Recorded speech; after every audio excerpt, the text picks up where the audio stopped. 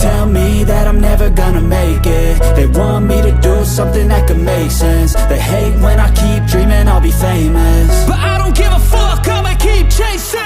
I got all this potential that's deep inside of me, but they hate when you're successful cause they try to be. They sit there being judgmental because you're trying things, and they just want you to settle and do the right thing. So get a good job, don't slack off. Wake up every morning, make a good impression on your boss.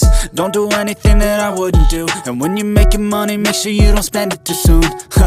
Fuck that, I'll do what I wanna do. I got a different path from everyone, and that includes you.